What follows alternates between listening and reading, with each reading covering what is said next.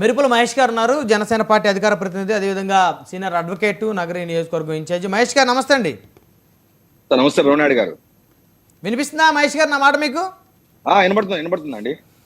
ఏంటంటే incharge CM అని ఎవరు చేస్తున్నారు ప్రచారం? జనసేన చేసుకుంటుందా, లేకపోతే వైసీపీ కావాలని ఏదో ఒకటి క్రియేట్ చేద్దామని చెప్పేసి జన సైనికులను ట్రిగ్గర్ చేయడం కోసం చేస్తుందా ప్రచారం? బ్రహ్మనాయుడు గారు, ముందుగా మీకు అలాగే ప్యానల్ అందరికి కూడా గుడ్ ఈవినింగ్ తెలుపుకుంటూ, నిజం చెప్పాలంటే మేమైతే అసలు దాని గురించి పెద్దగా రియాక్ట్ అవ్వలేదు. ఎందుకంటే అది మాకు తెలుసు, అదంతా కూడా ఒక ఫేక్ పోస్ట్ ని అందరూ కూడా దాన్ని సోషల్ మీడియాలో ట్రెండ్ చేశారు.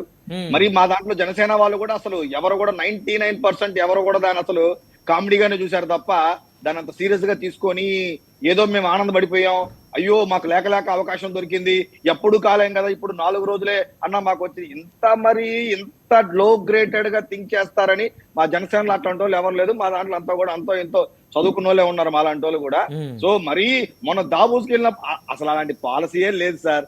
ఎక్కడ కూడా చెప్పాలి అంటే లీగల్ గా తీసుకున్నా అలాంటి అవకాశమే లేదు. అదంతా కూడా ఎక్కడ కూడా చెప్పాలి అంటే. సో దాన్ని అయితే మాత్రం మేమైతే మాత్రం మీరు అన్నట్టు ఈ మధ్య మీరు చెప్పింది కరెక్టే సార్. ఎందుకంటే ఇలాంటివన్నీ కూడా ఎక్కడో ఒకరు ఎవరో ఒకరు ట్రోల్ చేస్తారు. దీన్ని తెలుగుదేశం జనసేన వాళ్ళు షేర్లు చేసుకోవడము, దీన్ని వైఎస్ఆర్సీపీ పేరుతో షేర్ చేసుకోవడము, ఇవన్నీ ఉంటుంది. కాబట్టి దానైతే మేమైతే అసలు పట్టించుకోలేదు. అది ఎప్పుడు జరగాలో, ఏ రోజు జరగాలో అది జరిగే తీరుతుంది. అదేమో దక్కనంత ద్రాక్ష ఏమి కాదు, అందని అంత మామిడి పండేవి కాదు. అది జరిగే రోజు కూడా వస్తుంది, ఆ రోజు చూసుకుందాం. కాదు ఖచ్చితంగా దక్కుతుందనే నమ్మకం మీకుందా జనసేన పార్టీ నాయకుడిగా?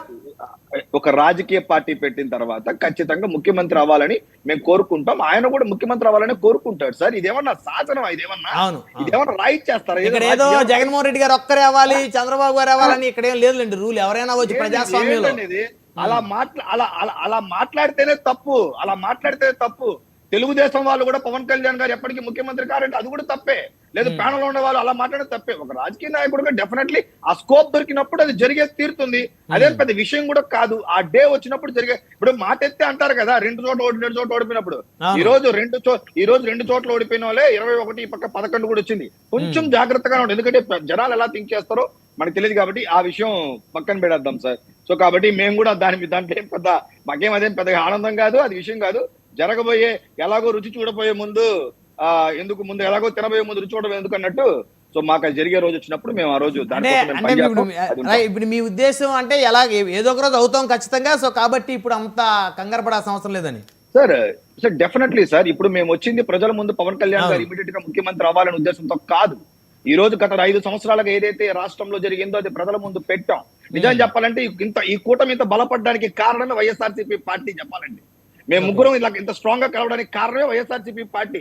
ఏ రోజు కూడా ఒకవేళ కానీ నిజంగానే వాళ్ళు ఎక్కడన్నా కానీ పవన్ కళ్యాణ్ గారిని లైటర్ వెయిన్ లో తీసుకున్నట్టయితే మేబీ ఇంత ఇది వచ్చిండేది కాదు. ఈ రోజు మీరు ప్రజలకు చేసిన అన్యాయాన్ని ఎదుర్కొనే ప్రాసెస్ లో మీరు పవన్ కళ్యాణ్ గారిని తొక్కడానికి ప్రయత్నించారు. పవన్ కళ్యాణ్ గారిని మీరు డైరెక్ట్ గా టార్గెట్ చేశారు. అందరినీ టార్గెట్ చేసే క్రమంలో డెఫినెట్లీ బలమైన వాళ్ళందరూ కూడా ఒక చోట కలవాలని కోరుకుంటారు. అది కలిస్తే రిజల్ట్ ఎలా ఉందనేది మనం చూసాం. సో మేము 5 సంవత్సరాలుగా మీరు చేసినటువంటి అవినీతిని, అక్రమాలను ప్రజల ముందు పెట్టాము. దాని రిజల్ట్ వచ్చింది. సో 1 year గా ఈరోజు చూస్తే sir, first APSC notification from అటవీ శాఖ నుంచి వచ్చింది. ఈరోజు చూడాలంటే మొన్న డిఎస్సి వచ్చింది, బట్ ఫస్ట్ టైం ఏపీఎస్సీ నుంచి వచ్చింది నోటిఫికేషన్. గత కొన్ని రోజుల తర్వాత, కొన్ని సంవత్సరాల తర్వాత చెప్పాలంటే. సో 635 పోస్టులు ఏదో సంథింగ్ పవన్ కళ్యాణ్ గారి ఉన్నటువంటి శాఖకు సంబంధించి ఈ రోజు ఒక అటవీ శాఖకు సంబంధించి నోటిఫికేషన్ కూడా రావడం జరిగింది. సో మా లైన్, మా కన్స్ట్రక్టివ్ గా మేము డెవలప్మెంట్ పాయింట్ ఆఫ్ వ్యూలో మేము ముందుకెళ్తున్నాం సార్. ఓకే, అది ఓకే. మరి ఇప్పుడు కరేడ్ రైతులు ఆ ఇష్యూ రాష్ట్ర వ్యాప్తంగా